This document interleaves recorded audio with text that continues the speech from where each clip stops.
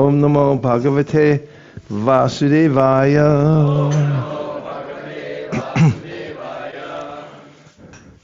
We're continuing our reading of the Srimad Bhagavatam, and we've made a little progress in the third canto, so much so that we find ourselves on the last chapter.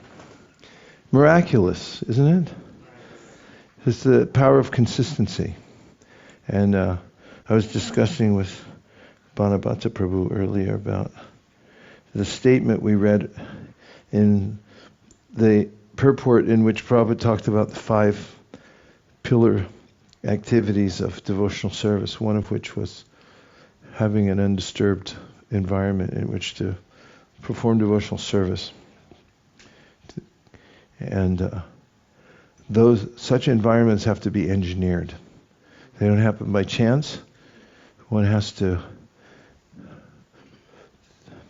decide that the yajna is worth it and make arrangements so that it can go on somewhere uninterrupted. And maybe that's the word that was used. So we've had that fortune. Really feel grateful that we've had that opportunity. And now, almost wistfully, we find ourselves at the chapter 33, but the good news is there's more where this came from. In other words, there's more cantos, right? So here we are, chapter 33, Activities of Kapila. Sri Maitreya said, thus Devahuti, the mother of Lord Kapila and wife of Kardama Muni, became freed from all ignorance concerning devotional service and transcendental knowledge. She offered her obeisances unto the Lord, the author of the basic principles of the Sankhya system of philosophy, which is the background of liberation, and she satisfied him with the following verses of prayer.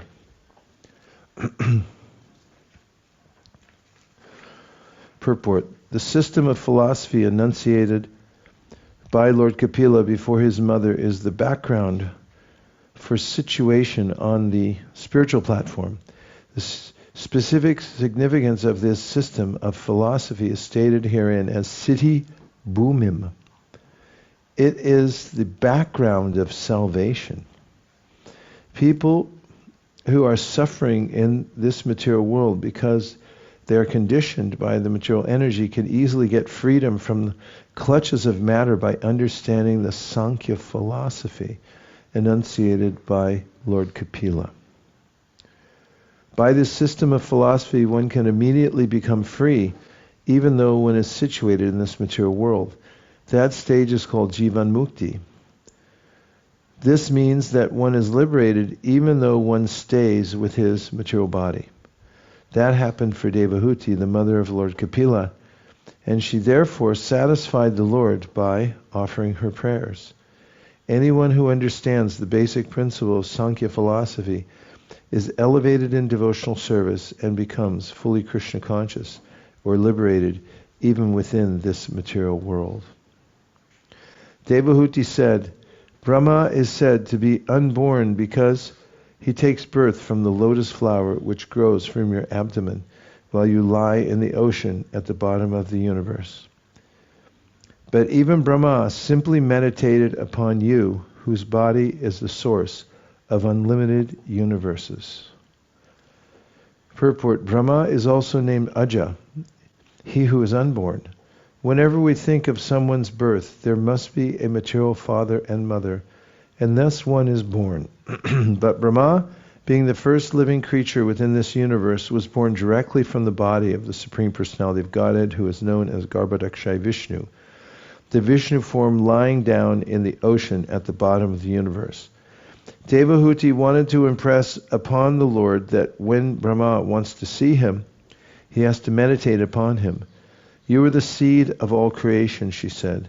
Although Brahma was directly born from you, he still has to perform many years of meditation, and even then he cannot see you directly face to face.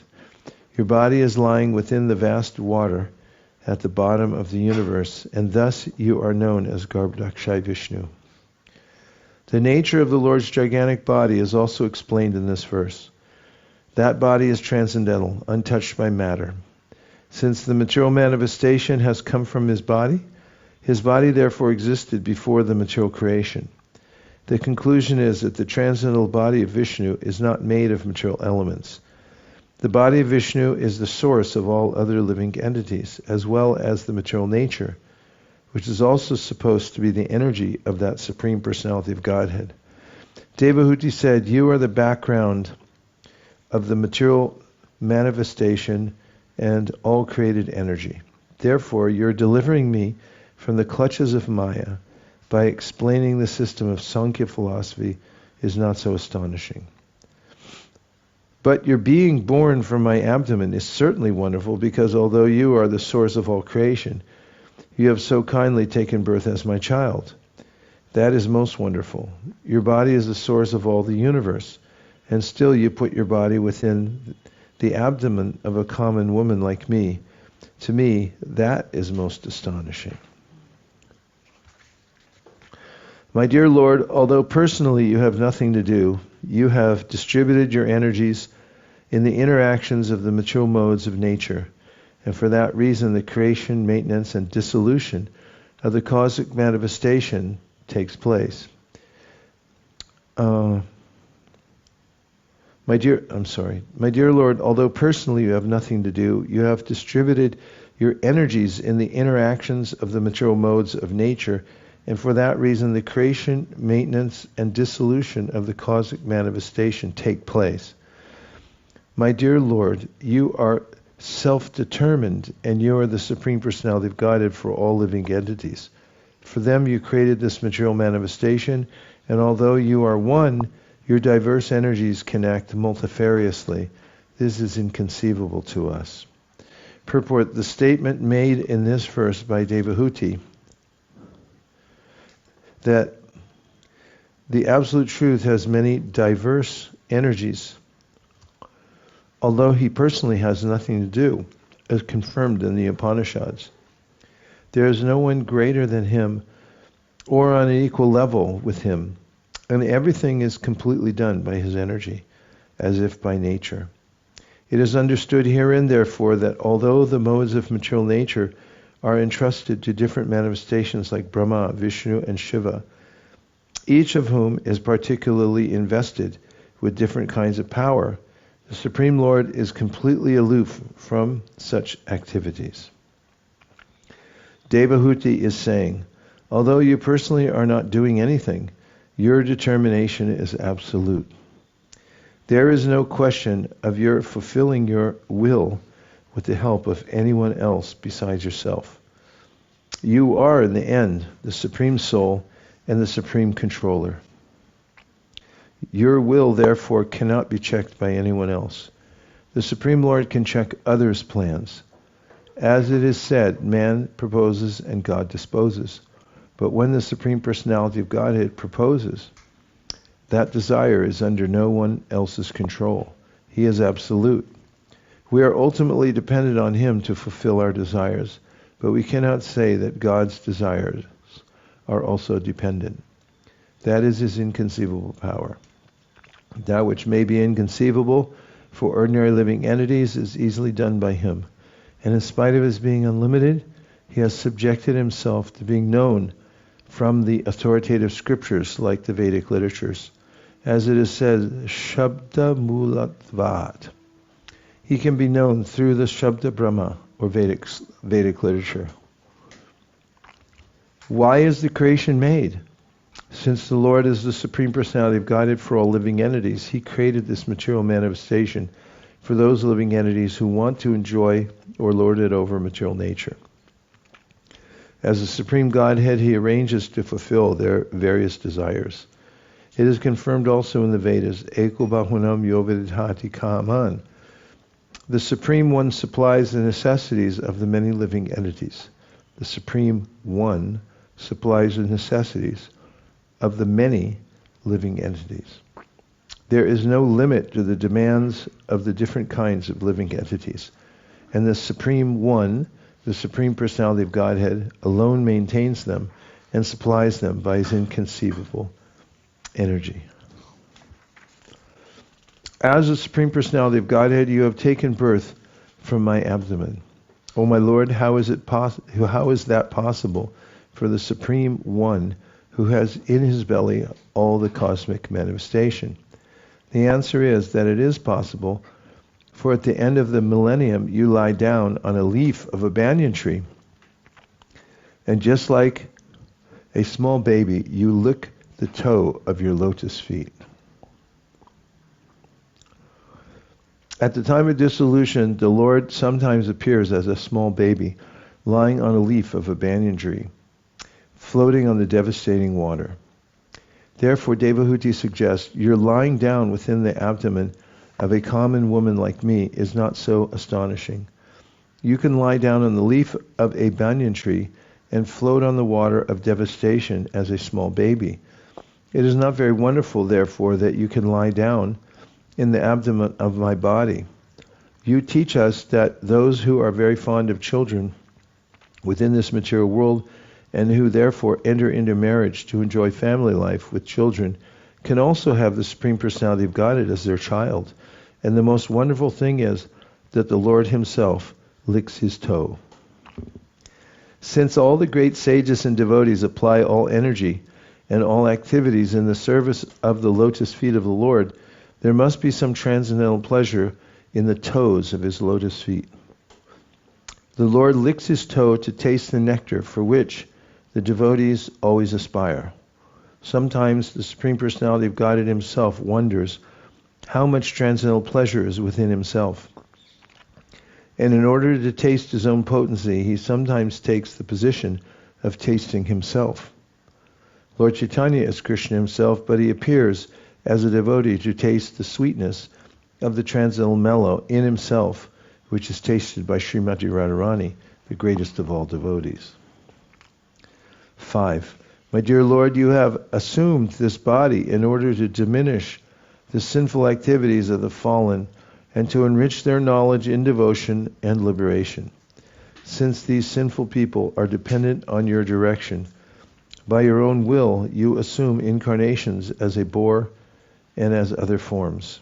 Similarly, you have appeared in order to distribute transcendental knowledge to your dependents. Purport. In the previous verses, the general transcendental qualifications of the Supreme Personality of Godhead were described. Now the specific purpose of the Lord's appearance is also described.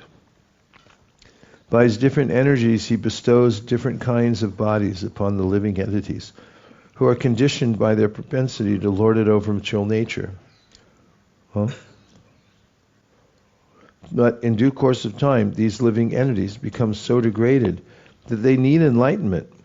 It is stated in Bhagavad Gita that whenever there are discrepancies in the discharge of the real purpose of this material existence, the Lord appears as an incarnation.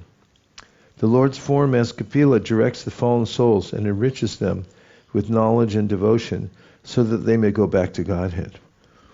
There are many incarnations of the Supreme Personality of Godhead, like those of the boar, the fish, the tortoise, and the half-man, half-lion. Lord Kapila Deva is also one of the incarnations of Godhead. It is accepted herein that Lord Kapila Deva appeared on the surface of the earth to give transcendental knowledge to the misguided, conditioned souls. To say nothing of the spiritual advancement of persons who see the Supreme Person face to face, even a person born in a family of dog-eaters immediately becomes eligible to perform Vedic sacrifices if he once utters the holy name of the Supreme Personality of Godhead, or chants about him, hears about his pastimes, offers him obeisances, or even remembers him. Herein, the spiritual potency of chanting, hearing, and remembering the holy name of the Supreme Lord is greatly stressed. Rupa Goswami has discussed the sequence of sinful activities of the conditioned soul, and he has established in the Bhakti Rasamrita Sindhu that those who engage in devotional service become freed from the reactions of all sinful activities. This is also confirmed in Bhagavad Gita.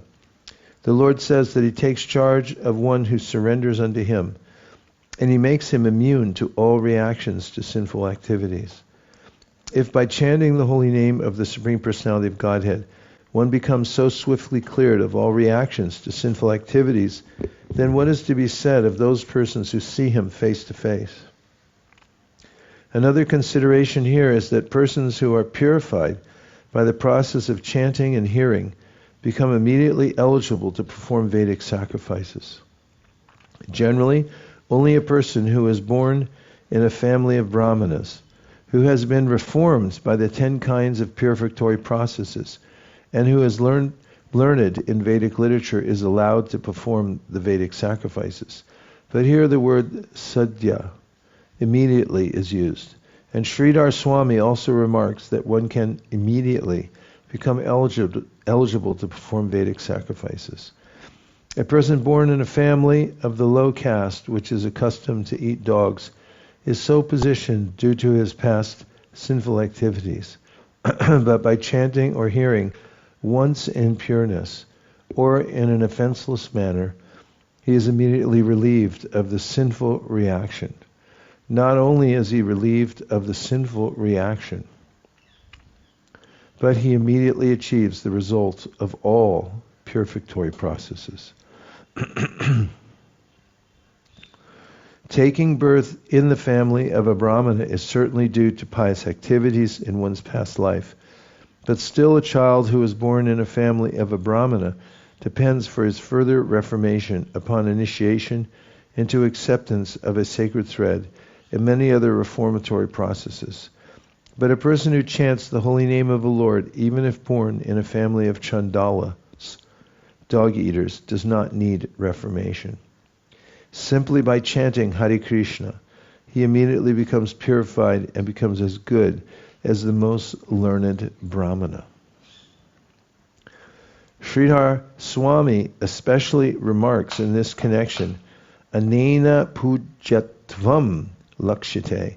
Some caste Brahmanas remark that by chanting Hare Kṛṣṇa, purification begins. Of course, that depends on the individual process of chanting, but this remark of Sridhar Swami's is completely applicable if one chants the holy name of the Lord without offense, for he immediately becomes more than a Brahmanan. If Sridhar Swami says pujatvam, he immediately becomes as respectable as the most learned Brahmin and can be allowed to perform Vedic sacrifices. If simply by chanting the holy name of the Lord one becomes sanctified instantly, then what can be said of those persons who see the Supreme Lord face to face, who understand the descent of the Lord as Devahuti understands Kapila Dev? Usually initiation depends on the bona fide spiritual master who directs the disciple. If he sees that a disciple has become competent and purified by the process of chanting, he offers the sacred thread to the disciple just so that he will be recognized as 100% equal with a Brahmana. This is also confirmed in the Hari Bhakti Vilas by Sri Sanatana Goswami. As a base metal like bell metal can be changed into gold by a chemical process, any person can similarly be changed into a Brahmana by Diksha Vidana, the initiation process. It is sometimes remarked that by the chanting process one begins to purify himself and can take birth in his next life in a Brahmana family and then be reformed. But at this present moment, even those who are born in the best Brahmana families are not reformed, nor is there any certainty that they are actually born of Brahmin fathers. Formerly, the Govardhana reformatory system was prevalent, but at the present moment there is no such Govardhana or seed-giving ceremony. Under these circumstances, no one knows if a man is factually born of a Brahmin father. Whether one has acquired the qualification of a Brahmin depends on the judgment of the bona fide spiritual master. He bestows upon the disciple the position of a Brahmana by his own judgment. When one is accepted as a brahmana in the sacred thread ceremony under the panchatric system, then he is dvija, twice born. That is confirmed by Sanatana Goswami, dvijatvam jayate. By the process of initiation by the spiritual master, a person is accepted as a brahmana in his purified state of chanting the holy name of the Lord. He then makes further progress to become a qualified Vaishnava, which means that the Brahminical qualification is already acquired. Now we'll take a few reflections or questions.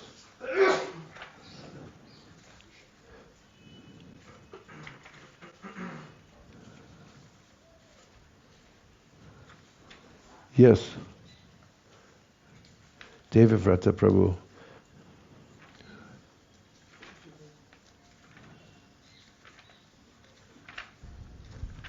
I like how Srila Prabhupada is mentioning this bestowal of the Brahmin thread, just to show the world that someone's 100% a Brahmana. And I'm appreciating it because it was quite revolutionary even during the time of Srila Prabhupada. I mean, it was extremely revolutionary.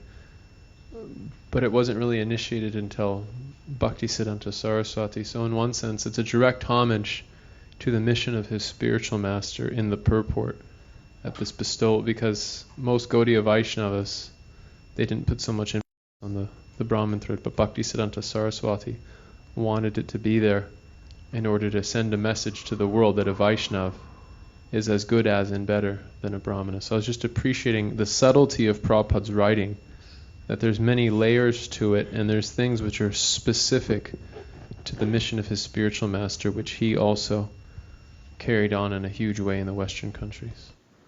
Thank you for that historical context. Yes, Mahendra Prabhu.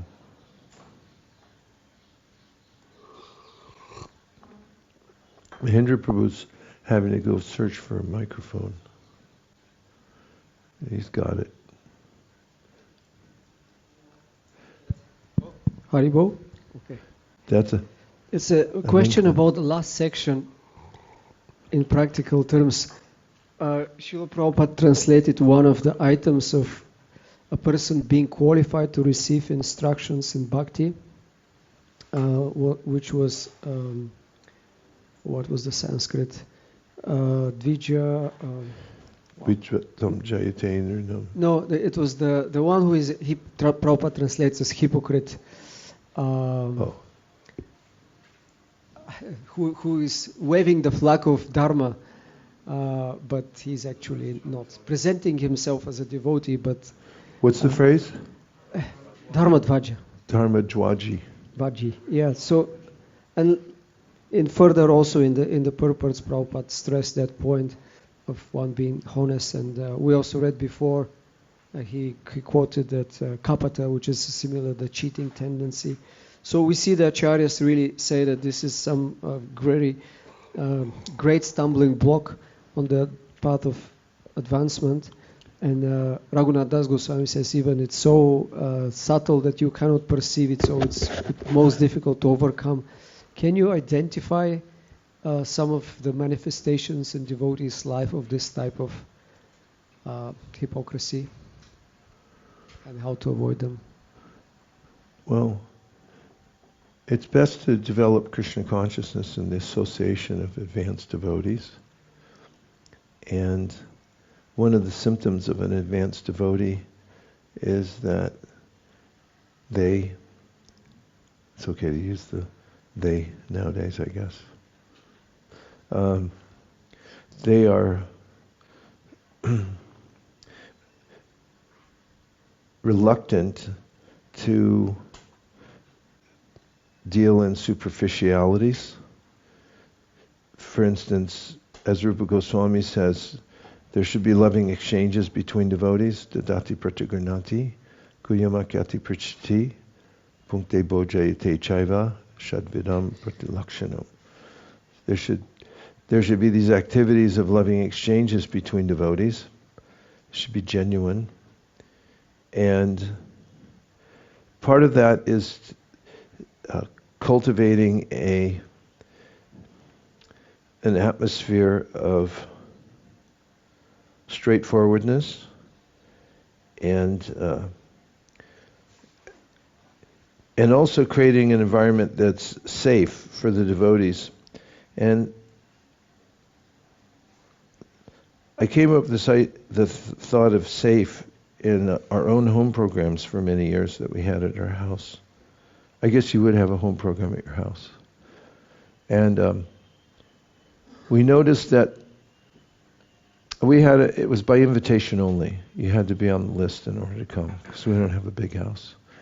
So we noticed sometimes that people would come and they had an agenda. It wasn't to harmonize with the devotees and try to understand and go deeper. They were pushing some specific point that felt something like a Dharma Dwaji. There was a Dharma Dwaji feel to some people that as soon as a conversation would start, or whatever purport we were reading, they'd pull out their flag and say, this means this and that means that, and therefore you should do this or that. And we were very meticulous to make sure those people weren't invited back. And what we got because of that was what we call a safe environment for people to hear and chant. And what I've noticed is that in a larger community where it may be harder to do that, the way that that's done is through inculcation, which means, as most people know, to make a point over and over again until it sinks in, to say it in the vernacular. And if you want to inculcate if you want to see a kind of safe environment, or if you want a particular anomaly to be exposed so that it gradually diminishes, then you have to inculcate what the right mood is and bring it up in the community that this is what we're going for. For instance, one of the ways, as you said, how does it show up? Sometimes there's a sense that because one has a different Diksha Guru, therefore they're in a completely different group. And then there's a sense of intense competition. Of course, it's also important to have a sense of family. And in the spiritual world, there are ganas, or groups. It's natural. But when it becomes overheated and artificial, then that's one of the ways that it shows up. And one has to create an environment in which everyone feels that we're together, all for one and one for all, and we're working together, despite the fact that we have an individual sense of identity. And I've noticed that when in those types of environments, devotees tend to flourish. So those are a few thoughts about the practicality of it all. Thank you, very helpful. Thank you for always asking such nice questions. That looks like Leelanath. Is that true? Yeah. Okay. I just want to refer to the previous chapter. And it's something very unique that Srila Prabhupada make a comment in his purport, and says, one must be prepared to offer the necessary respect and honor to the spiritual master. He should not be unnecessarily envious of his god brothers. Rather, if a god brother is more enlightened and advanced in Krishna consciousness, one should accept him as almost equal to the spiritual master. And one should be happy to see such God brothers advance in Krishna consciousness. A devotee should always be very kind to the general public in instructing Krishna consciousness, because this is the only solution for getting out of the clutches of Maya. So I like very much the importance to give honor to those that are more advanced, even if they are your own God brother. Prabhupada says that you should see them almost as equal to the spiritual master. So that's a very, very liberal and knowing views mentality, which is very creates a secure environment, as you was mentioning. Thank you, Leelanath Prabhu. That statement does stand out quite a bit. Right behind you, Mahendra Prabhu, Kulavitra Sridhar Prabhu has his hand up. Hare Krishna. Hare Krishna. Yes, I just wanted to ask you for your enlightenment. Here in this verse, first verse, in the purport, Srila Prabhupada says, by this system of philosophy, one can immediately become free, even though one is situated in this material world. That stage is called Jivan Mukti. This means that one is liberated even though one stays with his material body. That happens for Devahuti, the mother of Lord Kapila, and she therefore satisfied the Lord by offering her prayers. Anyone who understands the basic principle of Sankhya philosophy is elevated in devotional service and becomes fully Krishna conscious, or liberated even within this material world. So I just appreciating this, and I want to ask you for some recommendations to be always aware of these basic principles in our spiritual life. Basic principles for? Yes, here is like talking about the basic principles of Sankhya philosophy. Oh, yeah. Well, things aren't what they seem, are they? There's ways in which we take everything for granted. I got a little lesson in Sankhya when I was in maybe 5th or 6th grade at Burton School, where I went public school when I was a kid. And I can't remember what grade I was in, but I do remember this movie. You know, it's like they'd bring in a film. There was nothing digital back then. They had these reels, and they'd have to wheel in the film. And there was a film about a man and a woman, and probably they were married or something, but they were getting ready to go out. And the film was, the narrator would say, "Here is a very handsome man. Isn't he handsome?" And, you know, he was a handsome man, and he was getting ready. And they say, "Let's take a closer look." And then the camera would get closer and closer.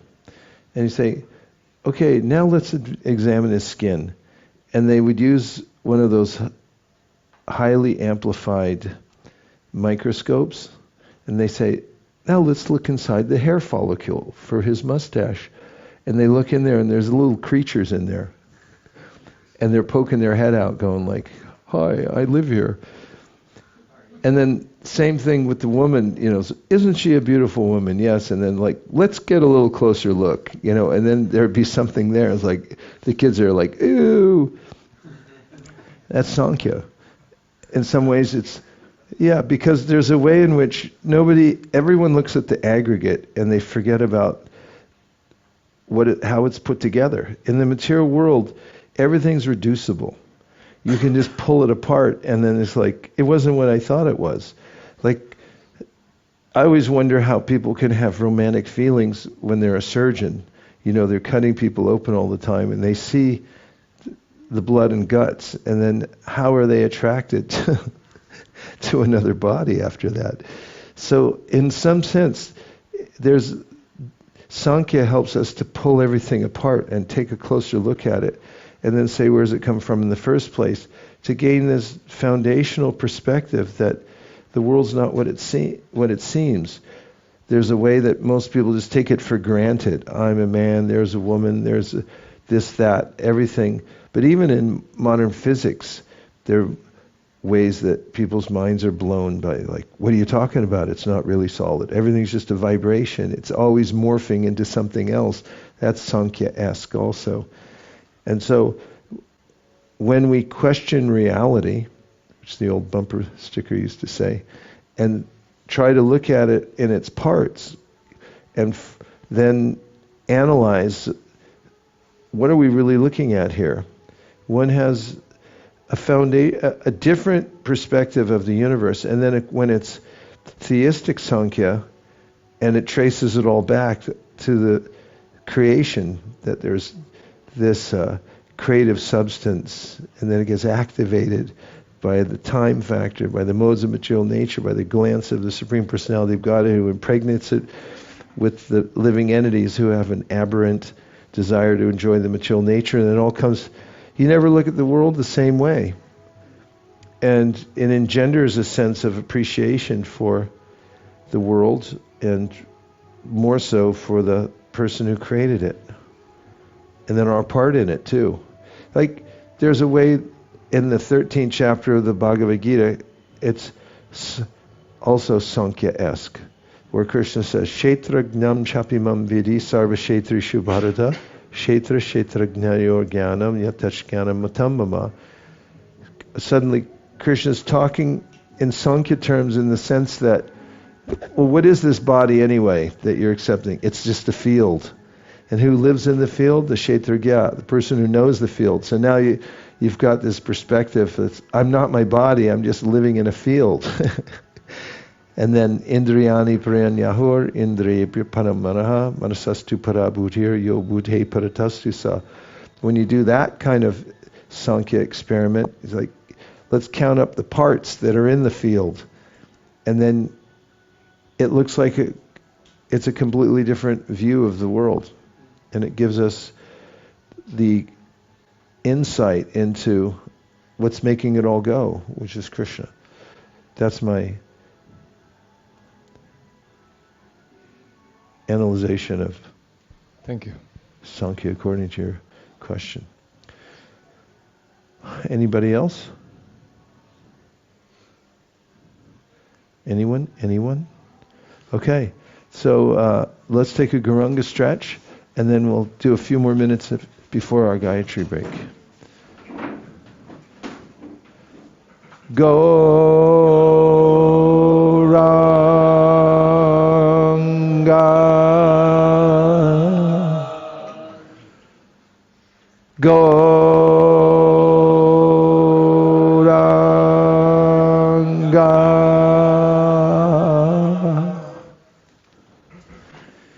And we're taking up at the Bhagavatam, 3rd canto, 33rd chapter. We're on text number 7. For everyone who wanted, I've always wondered where these two famous verses came from. I forgot. I mean, I knew they came from Devahuti, but when? At the very end. It's when she's giving her summation. And this one, of course, is as famous as the last one. Oh, how glorious are they whose tongues are chanting your holy name. Even if born in the families of dog-eaters, such persons are worshipable. Persons who chant the holy name of your Lordship must have executed all kinds of austerities and fire sacrifices and achieved all the good manners of the Āryans. To be chanting the holy name of your Lordship, they must have bathed at holy places of pilgrimage, studied the Vedas, and fulfilled everything required. Purport. As it is stated in the previous verse, a person who has once offenselessly chanted the holy name of God becomes immediately eligible to perform Vedic sacrifices. One should not be astonished by this statement of Srimad Bhagavatam. One should not disbelieve or think, how by chanting the holy name of the Lord can one become a holy man to be compared to the most elevated Brahmana? To eradicate such doubts in the minds of unbelievers, this verse affirms that the stage of chanting of the holy name of the Lord is not sudden, but that the chanters have already performed all kinds of Vedic rituals and sacrifices. It is not very astounding, for no one in this life can chant the holy name of the Lord unless he has passed all lower stages, such as performing the Vedic ritualistic sacrifices, studying the Vedas, and practicing good behavior like that of the Āryans. All this must first have been done, just as a student in a law class is to be understood to have already graduated from general education. Anyone who is engaged in the chanting of the holy name of the Lord, Hare Kṛṣṇa, Hare Kṛṣṇa, Kṛṣṇa Kṛṣṇa, Hare Hare, Hare Rāma, Hare Rāma, Rāma Rāma, Hare Hare, must have already passed all lower stages. It is said that those who simply chant the holy name with the tip of the tongue are glorious. One does not even have to chant the holy name and understand the whole procedure, namely the offensive stage, offenseless stage, and pure stage. If the holy name is sounded on the tip of the tongue, that is also sufficient. It is said herein that nāma, a singular number, one name, Krishna or Rama, is sufficient. It is not that one has to chant all the holy names of the Lord. The holy names of the Lord are innumerable, and one does not have to chant all the names to prove that he has already undergone all the processes of Vedic ritualistic ceremonies. If one chants once only, it is to be understood that he has already passed all the examinations. Not to speak of those who are chanting always, 24 hours a day. It is specifically said here, tubhyam, unto you only. One must chant God's name, not as the Māyāvādī philosophers say, any name, such as a demigod's name or the names of God's energies. Only the holy name of the Supreme Lord will be effective. Anyone who compares the holy name of the Supreme Lord to the names of the demigods is called Pashandi, or an offender. The holy name has to be chanted to please the Supreme Lord, and not for any sense gratification or professional purpose. If this pure mentality is there, then even though a person is born of a low family, such as a dog-eater's, he is so glorious that not only has he purified himself, but he is quite competent to deliver others. He is competent to speak on the importance of the transcendental name, just as Thakur Haridas did. He was apparently born in a family of Mohammedans, but because he was chanting the holy name of the Supreme Lord offenselessly, Lord Chaitanya empowered him to become the authority or acharya of spreading the name. It did not matter that he was born in a family which was not following the Vedic rules and regulations. Chaitanya Mahaprabhu and Advaita Prabhu accepted him as an authority because he was offenselessly chanting the name of the Lord. Authorities like Advaita Prabhu and Lord Chaitanya immediately accepted that he had already performed all kinds of austerities, studied the Vedas, and performed all sacrifices. That is automatically understood. There is a hereditary class of brahmanas called the Smarta Brahmanas, however, who are of the opinion that even if such persons who are chanting the holy name of the Lord are accepted as purified, they still have to perform the Vedic rites or await their next birth in a family of brahmanas so that they can perform the Vedic rituals. But actually, that is not the case.